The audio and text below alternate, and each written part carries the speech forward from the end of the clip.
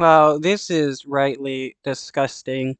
There's a video of a disabled passenger getting attacked by an Access-a-Ride driver.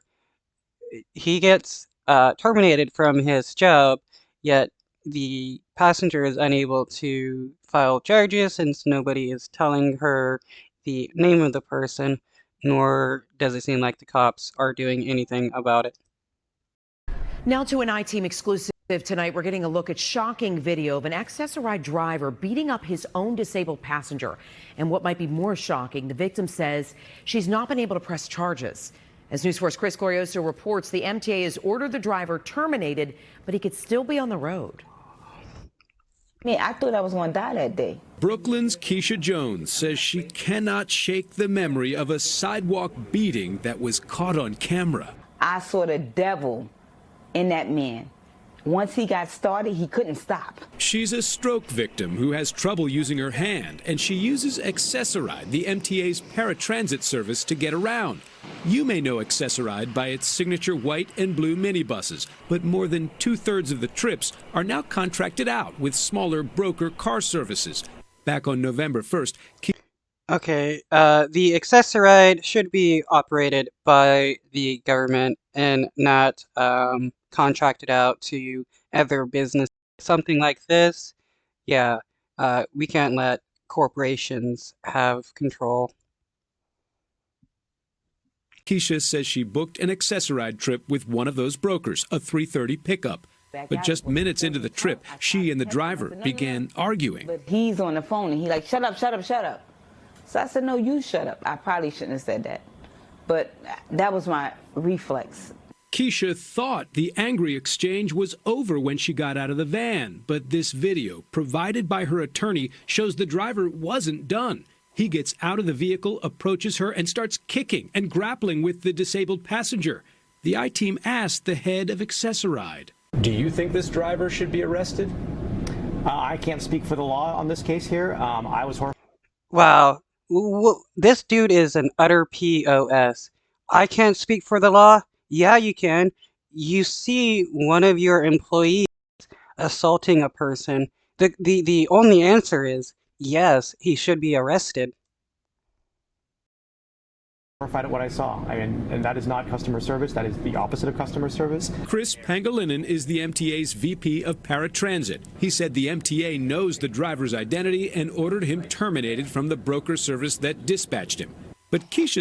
Yet, they won't tell the victim the name of the person because they don't want this person arrested and maybe come to find out that this dude has been attacking multiple disabled people, because if he's done it once, he's done it multiple times.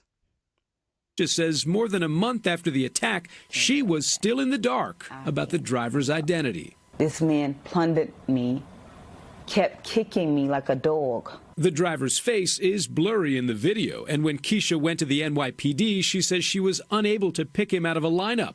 But she expected the driver's information would have been stored on her Access-a-Ride app. It wasn't. Instead, it says no vehicle information available. Wow, so they deleted any information connecting that driver with the passengers. They can try to keep their secrets out of the light. This company should be heavily investigated for any other drivers that have assaulted disabled people. Technology, a GPS, knowing who your driver is. Nicholas Liakis is Keisha's attorney. He says the MTA should follow the lead of other rideshare apps and keep records right on your phone. Everything is tracked at this point. You know, you order an Uber, you order a rideshare, you order a dinner, it's tracked. What the car looks like, you know what the driver looks like in many circumstances. You have a photo. The MTA... Well, if the lawyer can, they should file a lawsuit against this broker company for allowing a driver to assault a passenger and then doing very little about it. Somebody here is at fault, and since the broker was an employee of the company, wherever it was, they're they have some liability. It says trip details like GPS routes, driver names, and vehicle descriptions are available in real time, but they're not stored within the app's trip history. Upon request, the MTA provides that information to customers, but so far, Keisha has been unable to get it. This isn't the first time the MTA has been criticized for lax monitoring of accessoride drivers, especially private brokers.